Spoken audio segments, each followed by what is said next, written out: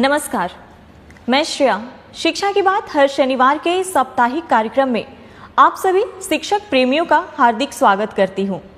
हर शनिवार की तरह एक बार फिर आप सभी शिक्षकों के द्वारा पूछे गए सवालों के साथ हमारे बीच मौजूद हैं शिक्षा विभाग के अपर मुख्य सचिव doctor S Siddharth sir. Sir, बहुत बहुत स्वागत है आपका। सर, आज का जो सबसे पहला सवाल है जिला पुरुषों के ट्रांसफर से संबंधित है। नमस्कार एससीएस सर, मेरा प्रश्न अंतर जिला पुरुषों के ट्रांसफर से संबंधित है। पिछले एपिसोड 13 में सर आपने कहा था कि केवल अंतर जिला महिलाओं का लिस्ट आना बाकी है, तो क्या अंतर जिला पुरुषों का ट्रांसफर नहीं होगा, और अगर होगा तो कब तक उम्मीद कर सकते हैं? देखिए, आपको जानकर ये होगा कि आज हम लोगों ने करीब 1,30,000 टीचर्स का हम लोगों ने विद्यालय में पोस्टिंग की प्रक्रिया शुरू की है। हम लोगों को करीब 1,90,000 आवेदन पत्र प्राप्त हुए थे और 1,30,000 का एक्चुअल स्कूल अलॉटमेंट शुरू हुआ है। ये पूरी प्रक्रिया करीब 15 दिन लगेगा और डीओ सब इसी में लगे हुए हैं। डीओ को ये काम दिया गया है और कर रहे हैं। ये बात मैंने कभी नहीं कहा कि पुरुषों का स्थानांतरण नहीं होगा, और जैसा कि आप आंकड़ों से देखते हैं कि करीब इसमें भी हम लोगों ने करीब 8 से 9,000 पुरुषों का नाम इसमें शामिल किया है, पुरुष टीचर। देखिए, जब भी स्थानांतरण किया जाता है तो 2-3 बातों का बहुत ध्यान रखा जाता है। इतनी बड़ी संख्या एक तो है, 1,90,000 है और आवेदन पत्र हैं। हम लोग 2-3 चीज़ें देखते हैं। पहले तो है वैकेंसी होनी चाहिए, जहाँ पे टीचर मांग रहे हैं वहाँ वैकेंसी होनी चाहिए। और दूसरा ये देखते हैं कि जो हमारा इंटर डिस्ट्रिक्ट जो स्टूडेंट टीचर रेशो है, मतलब जो छात्र और टीचर अनुपात है, उसको भी हम लोग ध्यान देते हैं। अभी तक जो ट्रांसफ़र हुए हैं करीब वो 1,30,000 का जो जिला आवंटन किया गया है, अगर उस आंकड़े को देखेंगे तो आपको आश्चर्य होगा कि ऐसे भी ज़िले हैं जहाँ 20 छात्र पे एक टीचर हैं, और ऐसे भी ज़िले हैं जहाँ 44 छात्रों पे एक टीचर हैं। तो आप देखिएगा पूरे राज्य में कितना, मतलब इस अनुपात में भी अंतर आ गया है कि एक तरफ 20 छात्र पे एक टीचर हो गए, एक तरफ 44 छात्र में टीचर हो गए। वह इस कारण से हुआ है क्योंकि जो टीचर उन ज़िलों में थे जहाँ पे 44 छात्र पर टीचर थे, वो सब ऐसे ज़िलों में चले गए हैं जहाँ पे पहले ही टीचर बहुत ज़्यादा थे। तो एक तो हम लोगों को ये मेंटेन करना पड़ता है। पूरे राज्य का औसतन है 30 छात्र पर टीचर हैं। तो हम लोग को ये नियंत्रण रखना पड़ता है कि ऐसा ना हो कि अचानक एक ज़िला ऐसा हो जहाँ पे 10 छात्र हो जाएंगे एक टीचर पे। और जैसे ही ये ट्रांसफर्स होते हैं, देखिए एक चीज़ आपको सभी को सोचना भी चाहिए कि जहाँ से टीचर हटते हैं वहाँ स्कूल बंद भी होने लग जाते हैं।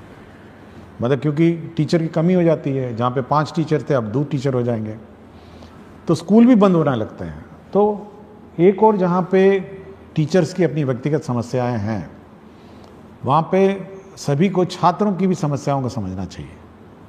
मतलब छात्र भी, मतलब जहाँ उसको 5 टीचर आज थे, जैसे ही वो टीचर स्थानांतरण होकर चले जाएंगे उसके बाद 2 टीचर बच जाएगा, और वही 5-6 क्लासेस जो हैं वो अब 2 टीचर पढ़ाएंगे।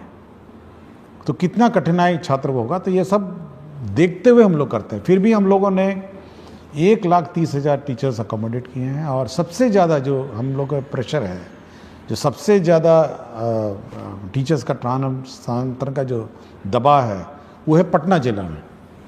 और पटना ज़िला में इतना ज़्यादा दबाव है, ऐसा लगता है जैसे, मतलब एक अनुमान हम कहेंगे कि 15,000 टीचर जो हैं और पटना की तरफ जिला का ऑप्शन दे चुके हैं। तो इतनी बड़ी संख्या में जैसे ही 15,000 टीचर हम लोग अकोमोडेट करने की कोशिश करते हैं, तो आप अनुमान लगा सकते हैं कि मतलब स्टूडेंट और टीचर रेशो पूरे राज्य का कितना मतलब अजीब हो जाएगा। तो हम लोग कोशिश कर रहे हैं। हम लोग जहाँ जहाँ पुरुषों ने मांगा, जहाँ पर वैकेंसीज थी, जहाँ जहाँ टीचर्स कम थे, हम लोगों ने वहाँ ज़िलों में पुरुषों को भी हम लोगों ने अकोमोडेट किया। अभी उनके इनबॉक्स में दिख नहीं रहा होगा, 1-2 दिन में वो भी पुरुषों में भी दिख जाएगा। तो धीरे धीरे जैसे जैसे वैकेंसीज आती जाएंगी या हम लोग को दिखने लग जाएंगी, हम लोग करेंगे। तो मैंने कभी ये नहीं कहा कि पुरुषों का नहीं करेंगे, हम केवल यही एक कंस्ट्रेंट है कि हम लोग शिक्षक छात्र अनुपात देखते हैं और वैकेंसी देखते हैं, और जैसे जैसे होगा होगा। लेकिन टीचर्स को भी समझना चाहिए कि छात्रों पर क्या गुजरती है और कितना कष्ट हमारे छात्रों पर होता है। सर, अगला सवाल है, आदरणीय अपर मुख्य सचिव, शिक्षा विभाग पटना बिहार, ज्ञातव्य है कि आपके द्वारा गठित समिति के निर्देशानुसार पिछले अप्रैल माह में लगभग 17,000 के आसपास शिक्षकों के स्थानांतरण हेतु जिला आवंटित कर दिया गया है, परंतु विद्यालय आवंटन की प्रक्रिया अभी भी अपूर्णता की ओर है।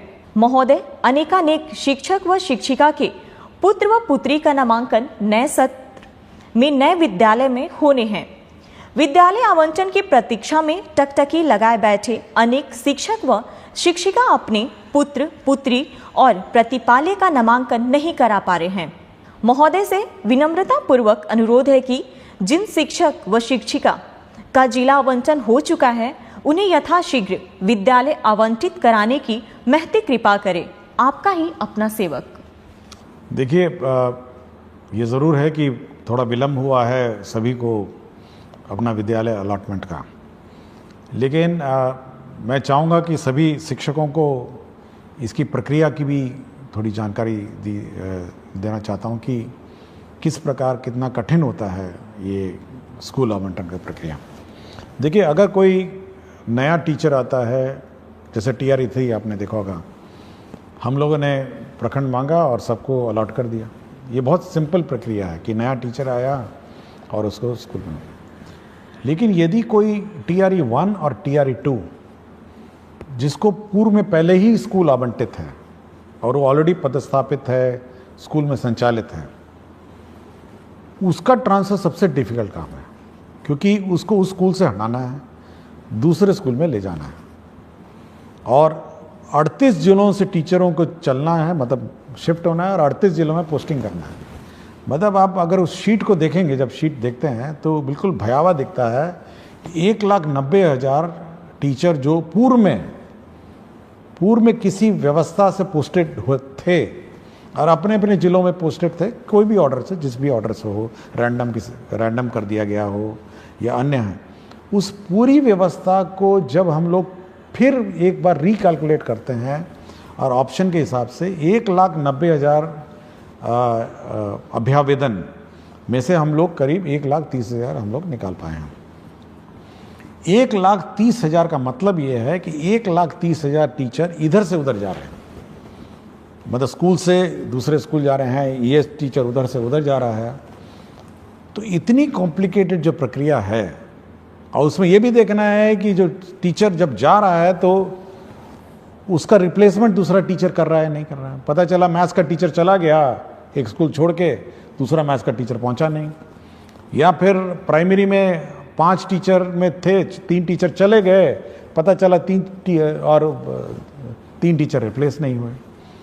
तो एक किसी स्थापित व्यवस्था जिसमें पहले से ही किसी व्यवस्था में पोस्टिंग TRE 1 TRE 2 हो गया हो या अन्य जो पोस्टिंग हो गया हो, उस पूरे पोस्टिंग व्यवस्था को फिर से अभ्यावेदन के हिसाब से मतलब उनके प्लेस ऑफ पोस्टिंग को परिवर्तित करने में बहुत मेहनत लगता है, और ये केवल एक सॉफ्टवेयर के माध्यम से ही हो सकता है कि लोग अपना करेंगे। और हम लोगों ने काम शुरू कर दिया, जैसे कि मैंने पहले प्रश्न में बताया, और सभी को 23 से 30 तक नए स्कूल में ज्वाइन करना होगा, और 20 तारीख को सभी के ई-शिक्षा कोश के जो ऐप है, जो उनका वेबसाइट है, उसमें आपको ट्रांसफ़र ऑर्डर मिल जाएगा, और इसी हिसाब से वो अपना प्लानिंग कर सकते हैं। लेकिन टीचर्स को ये समझना चाहिए कि एक स्थापित पोस्टेड व्यवस्था जहाँ पर पहले ही पोस्टिंग हो गई हो, और जहाँ पर मेरे ख्याल से बहुत सारे टीचर ऐसे भी थे जो सोचे भी नहीं होंगे कि 3 साल पहले इनका ट्रांसफ़र हो सकेगा, और ये उम्मीद नहीं होगी, लेकिन हम लोगों ने उन संवेदनशील होकर उनसे आवेदन पत्र लिए, उनके कष्ट समझे, और हम लोगों ने कहा कि नहीं, हम लोग जहाँ तक संभव हो करेंगे, और हम लोगों ने 1,30,000 टीचर्स का सिलेक्शन किया और पोस्टिंग कर रहे हैं, और जो बच गए हैं वह भी निराश नहीं हो। हम लोग बाद में अब फिर रिकैलकुलेट करेंगे, जब सब टीचर्स पोस्टेड हो जाएंगे एक बार रिकैलकुलेट करेंगे और फिर वो पोस्टिंग का फिर हम लोग प्रक्रिया आरंभ करेंगे। और मैंने ये भी कहा है कि जो छूट गए हैं किसी कारण से, पूर्व के TRE 1 TRE 2 और सक्षमता हो, वो अपना एप्लीकेशन विड्रॉ भी कर सकते हैं और रीअप्लाई कर सकते हैं, ये मैंने कहा है। तो हम लोग बहुत ही संवेदनशील रहते हैं टीचर के उद्देश्य से, बट यह भी एक बैलेंस बनाना पड़ता है। एक और टीचर के कष्ट का को ध्यान रखना पड़ता है और दूसरी ओर बच्चे का भविष्य का भी ध्यान रखना है। वो ज़्यादा इम्पोर्टेंट है मेरे लिए। बच्चे का 2 करोड़ बच्चे को टीचर मिले, उनको पढ़ाने वाला टीचर मिले, वो हमेशा वो चिंता में रहती है। टीचर का ट्रांसफ़र बड़ा आसान काम है, लेकिन बच्चे को एक शिक्षक देना ये बड़ा डिफ़िकल्ट काम है। तो ये बैलेंस बनाकर हम लोग चलते हैं, इसलिए टीचरों को निराश नहीं होना चाहिए। सरकार संवेदनशील है और मैं चाहूँगा कि वो लोग सभी टीचर्स नए पदस्थापन स्थान पे जब जाएंगे तो नए बच्चों को पढ़ाएंगे और उनका भविष्य देखेंगे। सर, एक अनिल कुमार सिंह, प्रभारी प्रधानाध्यापक, आदर्श बालिका +2 उच्च माध्यमिक विद्यालय रामगढ़ से हैं। कहते हैं, एसीए सर को सादर प्रणाम। आपका व्यक्तित्व संवेदनशीलता और शिक्षा में सुधार के प्रति आग्रह प्रेरित एवं प्रभावित करता है। सर, मेरे 2 सवालों में प्रथम सवाल है कि क्या विद्यार्थियों को डीबीटी के माध्यम से राशि उपलब्ध कराकर बाजार से किताबों की खरीद की व्यवस्था की जा सकती है? सर, मेरे विद्यालय को पीएम श्री विद्यालय बना दिया गया है। दूसरा प्रश्न इसी से संबंधित है कि विभाग पीएम श्री विद्यालयों की व्यवस्था के संदर्भ में विभाग क्या सोच रखती है? देखिए, पहले किताबें छपती थी और विलम्ब होता था, और ऐसे भी हुआ कि सत्र शुरू हो गया, नवंबर में जाके किताबें में मिली हैं कुछ सालों में। लेकिन फिर सरकार ने सोचा कि चलिए डीबीटी कर देते हैं। देखिए, डीबीटी में एक बहुत बड़ी समस्या है। एक तो किताबें मिलना बाज़ार में, और समय पे इतनी सारी किताबें मिलना, मतलब आप समझ सकते हैं 2 करोड़ बच्चे हैं और बच्चों को किताब नहीं मिली, बाज़ार में भी किताब उपलब्ध नहीं हुई, पब्लिशर्स ने प्रिंट नहीं किया और बड़ी ख़राब किस्म की क्वालिटी की किताब मिली। ऐसे भी हुआ कि बच्चे पुरानी किताबें इधर उधर से बोरो करके लिए। लेकिन अब ये व्यवस्था है कि किताबों की छपना की प्रक्रिया जो है वो परिवर्तित हो गई है। आप देखेंगे, हम लोगों ने अब कल ही मेरी समीक्षा हुई और हम लोगों ने 1 अप्रैल 2025 में जो किताबें दी जानी हैं उसकी छपाई पर निर्णय अब कल ही हम लोगों ने ले लिया कि कल हम लोगों ने कहा कि नहीं, एक प्रक्रिया आरंभ की जाए और वो 1 अप्रैल 2026 में बटनी है। तो आप सोच सकते हैं कि कितना लंबा प्लानिंग इसका होता है, ताकि हम लोग का ये है उद्देश्य है कि सत्र शुरू होने से पहले, मतलब 1 अप्रैल जो स्कूल क्लास शुरू होगी उससे पहले कम से कम 1 महीने पहले किताबें पहुंच जाए। और इस बार चुनाव भी है बीच में, तो इसलिए हम लोगों ने जल्दी शुरू किया है कि किसी प्रकार का व्यवधान ना हो, समय पे किताबें छप जाएं, ताकि 1 अप्रैल 2026 में ये किताबें, नई किताबें मिल जाएं। और साथ ही साथ जो किताबों में परिवर्तन भी करना है, रिवीजन हर साल होता है, तो इस साल किताबों का रिवीजन भी शुरू हो गया है और करीब हम लोग को लगता है कि सितंबर 1 से किताबें एक्चुअली प्रिंटिंग शुरू हो जाएगी और किताबें पहुंचने लग जाएंगी स्कूल में करीब जनवरी, फरवरी, मार्च में। तो समय पे आपको किताब मिल जाएंगी। इसलिए डीबीटी पर ज़्यादा हम लोग जोर नहीं देते हैं कि समय पे किताब जब मिल ही रही है तो मेरे ख्याल से शिक्षकों, विद्यार्थियों को कठिनाई नहीं होगी। दूसरा, उन्होंने कहा पीएम श्री। ये पीएम श्री जो विद्यालय हैं ये भारत सरकार की सेंट्रली स्पॉन्सर्ड स्कीम है और इसके अंतर्गत जो स्कूल हैं उसको एक आदर्श स्कूल बनाना है। उसके बिल्डिंग कंप्लीट होने हैं, साथ ही इंफ्रास्ट्रक्चर का कंप्लीट होना है, इसके लेबॉर्ट्रीज कंप्लीट होने हैं, साथ ही साथ उसके म्यूज़िक, स्पोर्ट्स, सारे मतलब सभी उसके आयाम उसका कंप्लीट करने हैं। और साथ ही साथ टीचरों का प्रशिक्षण है और उसका जो सॉफ्ट स्किल्स हैं स्कूल में सभी देना है। तो एक परिपूर्ण, मतलब full complete school in all respect, वो बनाने का उद्देश्य है और मेरे ख्याल से ये बहुत ही अच्छी योजना है पीएम श्री। हम लोग तो चाहेंगे कि और ज़्यादा हो, बट हम लोग कोशिश कर रहे हैं कि भारत सरकार और सैंक्शन करे। लेकिन इस साल काफ़ी संख्या में पीएम श्री स्कूल सैंक्शन हुए हैं और इसका इम्प्लीमेंटेशन उन्होंने शुरू कर दिया। अगला सवाल डॉक्टर संतोष कुमार राणा एवं समस्त विख्यातागण डायट रामबाग मुजफ्फरपुर से। कहते हैं, महोदय सादर नमस्कार। हम डायट रामबाग मुजफ्फरपुर के विख्यातागण यह जानना चाहते हैं कि जब हमने सेवा पुष्टि हेतु सभी आवश्यक दस्तावेज समय पर जमा कर दिए हैं, विभागीय प्रक्रियाओं का पूर्ण पालन किया है तथा निरंतर निष्ठा व कर्तव्य परायणता के साथ शैक्षिक कार्यों का निर्वहन करते आ रहे हैं, तो क्या विभाग अब हमारी सेवा पुष्टि की प्रक्रिया जो विगत 5 वर्षों से लंबित है को शीघ्रता से पूर्ण करने हेतु आवश्यक और प्रभावी कार्रवाई करेगा? आपकी सकारात्मक एवं शीघ्र पहल की हम अपेक्षा करते हैं।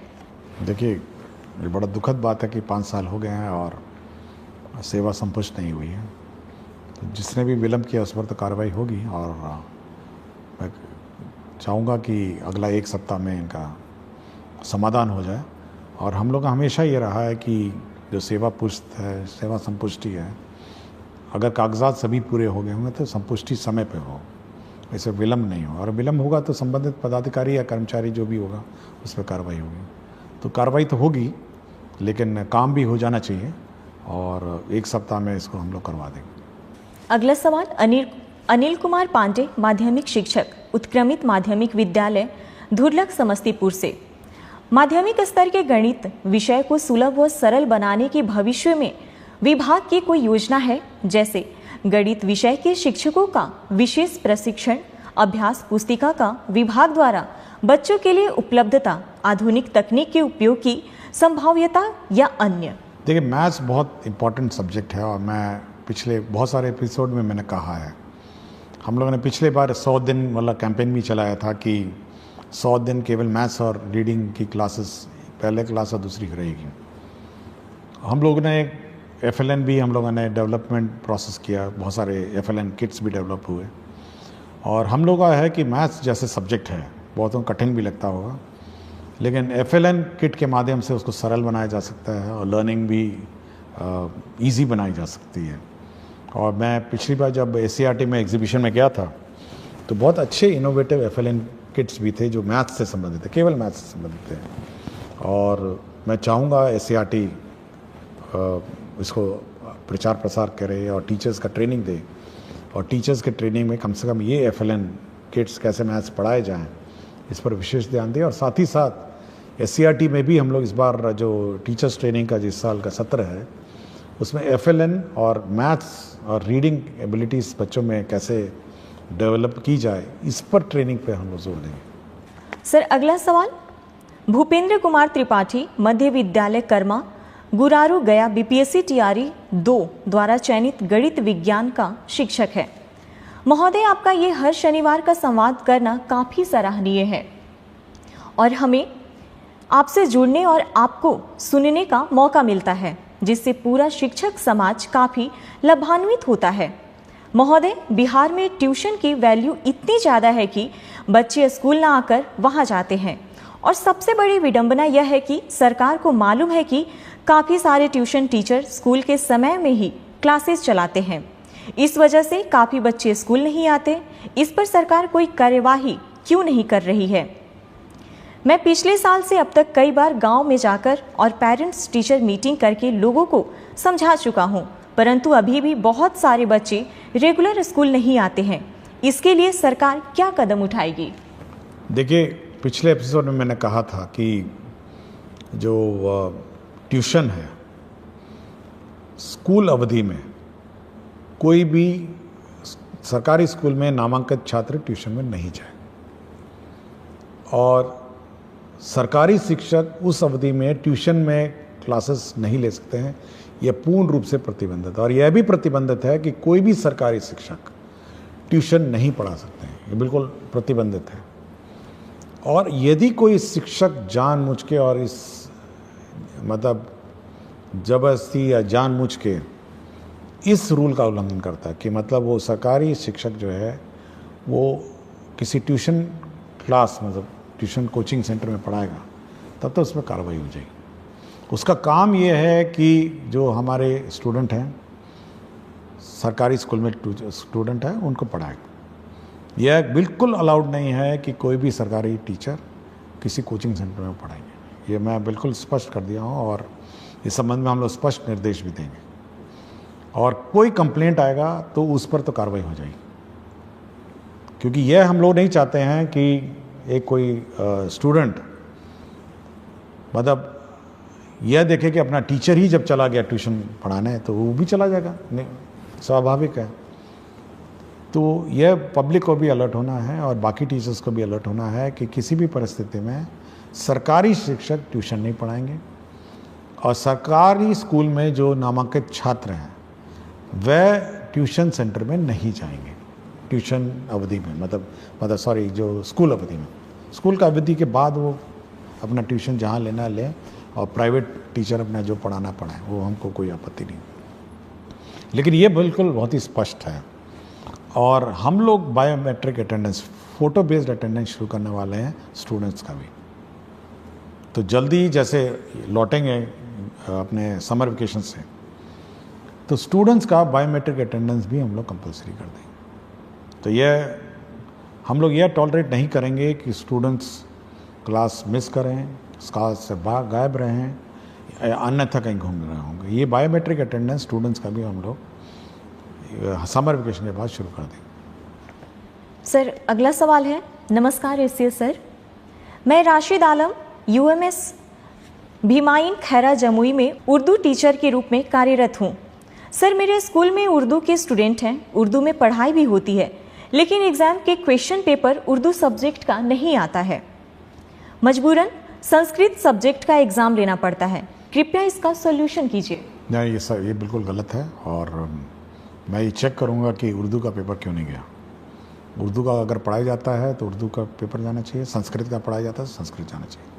ये बिल्कुल गलत है कि उर्दू पढ़ के संस्कृत लिखेगा या संस्कृत पढ़ के उर्दू है, नहीं, ये गलत, बिल्कुल गलत। और जहाँ पर भी लापरवाही हुई है मैं इसको चेक करूँगा। सर अगला सवाल नरेश कुमार निराला जिलाधिकारी से पुरस्कृत विशिष्ट शिक्षक आदर्श प्राथमिक विद्यालय केवला से कहते हैं, जी नमस्कार सर, शिक्षा की बात शनिवार मेरा प्रश्न है कि वर्ष 2007 में हजारों नवसृजित प्राथमिक विद्यालय खोला गया और सैकड़ों प्राथमिक को उत्क्रमित कर मध्य विद्यालय बनाया गया, जो काफ़ी सराहनीय कार्य रहा।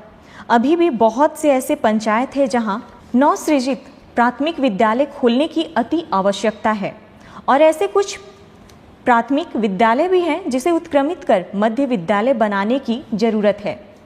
कई ऐसे उच्च माध्यमिक विद्यालय 7 वर्ष पूर्व बनकर तैयार है, लेकिन अभी भी उस भवन में कक्षाएं संचालित नहीं हो रही है। जैसे सुपौल जिला के छातापुर प्रखंड के उत्क्रमित उच्च माध्यमिक +2 विद्यालय भीमपुर का 3 मंजिला भवन जो लगभग 7 वर्ष पूर्व बनकर तैयार है, लेकिन आज भी उसमें पढ़ाई नहीं हो रही है। सरकार और विभाग नए प्राइमरी स्कूल खोलने और कुछ प्राइमरी स्कूल को मध्य विद्यालय में उत्क्रमित करने और भवन बने उच्च माध्यमिक विद्यालय में कक्षा संचालित करने पर क्या विचार रखती है? देखिए, जो स्कूल की बात कर रहे हैं जहाँ बिल्डिंग बन के तैयार है और संचालित नहीं हुआ, मैंने डीओ से बात की और डीओ ने कहा कि क्योंकि जिस कारण से जब हेडमास्टर को आदेश दिया गया था उसने वहाँ अपना स्कूल शिफ्ट नहीं किया, जिसके कारण से डीओ पे जो हेडमास्टर है उस पर कार्रवाई भी हुई। और मेरा बिल्कुल स्पष्ट है, जो डीओ ने कहा कि वहाँ पे पानी जमता है या रोड का कोई इश्यूज़ है, उसने बहुत सारे कारण बताए, तो मैंने उसको स्पष्ट कहा है कि सोमवार से स्कूल शुरू हो जाना चाहिए और सोमवार से क्लास का संचालन स्कूल में हो जाना चाहिए। मैंने बिल्कुल स्पष्ट कहा है और अगर नहीं होगा तो मैं डीओ पे कार्रवाई कर दूँगा। तो ये बिल्कुल स्पष्ट है कि अगर स्कूल बनकर तैयार होगा तो शुरू हो जाना चाहिए और क्लास से शुरू हो जानी चाहिए। कोई कारण नहीं होना चाहिए कि वहाँ स्कूल नहीं हो। दूसरा है कि हम लोग अभी भी बहुत सारे कई जगह दिखते हैं कि प्राइमरी स्कूल का अभाव है। अभी हाल ही में मैं नवादा गया था, तो जो कोडरमा का बॉर्डर ज़िले हैं पहाड़ों पे, कुछ लोग वहाँ से आए थे और वो अपने गांव में प्राइमरी स्कूल की मांग कर रहे थे कि भाई हमारे यहाँ स्कूल होना चाहिए। तो ऐसे सब क्षेत्र जहाँ पे प्राइमरी स्कूल पहाड़ी इलाके हैं और जहाँ पे 1 किलोमीटर से कम दूरी वाले क्षेत्र हैं, तो हम लोग उस जितने भी ऐसे रिमोट लोकेशंस हैं और जहाँ पर प्राइमरी स्कूल नहीं है, जो सरकारी नॉर्म है, हम लोग का सरकारी नॉर्म है और हम लोग का सरकार का लक्ष्य है कि प्राइमरी स्कूल्स हों, और जहाँ पर भी बच्चे ज़्यादा हैं या हर पंचायत में हम लोगों ने ऑलरेडी हाई स्कूल में उत्क्रमित कर दिया है और कोशिश करेंगे कि प्राइमरी स्कूल को भी हम लोग कम से कम मिडिल स्कूल में उत्क्रमित करेंगे। सर अगला सवाल कहते हैं, मेरा नाम संतोष कुमार, ग्राम पोस्ट सरौनी कला, थाना बिहारीगंज, प्रखंड ग्वालापारा, मधेपुरा जिला से हूँ। शिक्षा के क्षेत्र में किए गए आपके उत्कृष्ट कार्य को सादर प्रणाम सर जी। जब से बिहार में शिक्षा का पद आप और के पाठक सर जी संभाले हैं, तब से बिहार में शिक्षा के क्षेत्र में काफी सुधार हुआ है। मुझे आप पर बहुत गर्व है सर जी।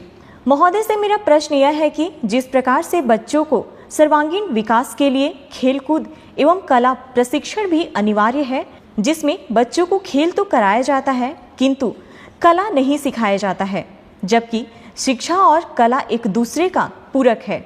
इस प्रकार सर जी से मेरा इच्छा यह है कि जून महीने में जो ग्रीष्मकालीन 20 रोज विद्यालय बंद रहेंगे, तो उस बीच में बेरोजगार कलाकार के द्वारा कला प्रशिक्षण, चित्रकला, मूर्तिकला, हस्तशिल्प, पेपर क्राफ्ट दिया जाए, तो बच्चों चिलचिलाते धूप से बचे रहेंगे और कला भी सीखेंगे। एक बार फिर आप मुख्य सचिव डॉक्टर एस सिद्धार्थ सर जी से सादर प्रार्थना है कि बेरोजगार कलाकार को कुछ मानदेय पर ग्रीष्मावकाश विद्यालय में कला प्रशिक्षण शुरू करने की कृपा की जाए।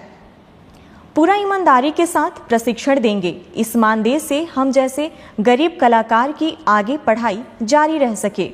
मेरे घर की जिम्मेदारी मेरे ऊपर है। मेरे पिताजी पैर से विकलांग हैं। मेरा इच्छा है कि हम ललित कला शिक्षक बने। नहीं, सुझाव तो बहुत अच्छा है और स्कूलों में संपर्क कैंप, टीचर्स तो सब छुट्टी पे चले जाएंगे और जैसे कि मैंने कहा कि सभी लोग अपना ग्रीष्म अवकाश में जाएंगे, लेकिन इस प्रकार के जो स्थानीय लोकल कलाकार हैं समर कैंप्स ज़रूर चला सकते हैं गांव में।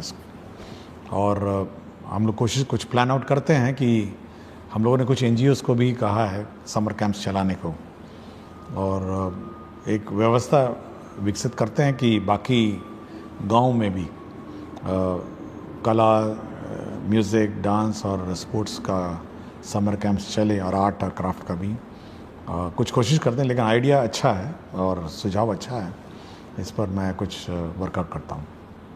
एक सवाल है सर, नमस्ते।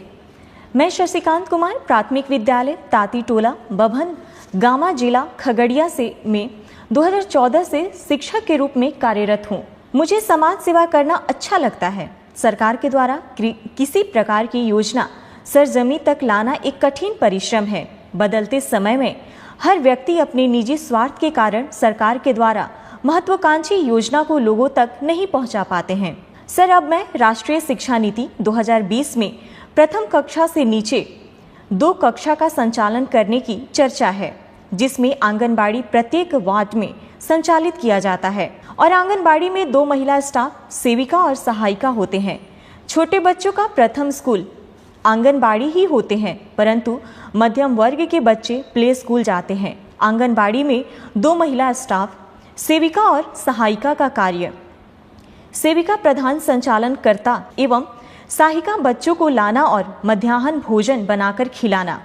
सेविका द्वारा 16 से 20 पंजी का संधारण करना होता है। स्टाफ उपस्थिति पंजी, अन्नप्राशन पंजी, गोद भराई पंजी, भंडार पंजी, टीकाकरण पंजी, सामाजिक बैठक पंजी, दूध वितरण पंजी, राशन वितरण पंजी, बालबाड़ी बच्चा उपस्थिति पंजी, विवाह पंजी, विवाह, मृत्यु एवं जन्म पंजी, महिला मंडल बैठक पंजी, सर्वे पंजी, निरीक्षण पंजी, वजन पंजी, मुख्यमंत्री कल्याण कन्या उत्थान योजना पंजी, प्रधानमंत्री मातृ वंदना योजना पंजी, जिसमें सेविका क्या क्या करे। सरकार की शिक्षा और पहल में जन्म के बाद 3 से 6 साल में के बच्चों को बालबाड़ी में शिक्षा दी जाती है, जिसमें शैक्षणिक गतिविधि के लिए स्टाफ की कमी है।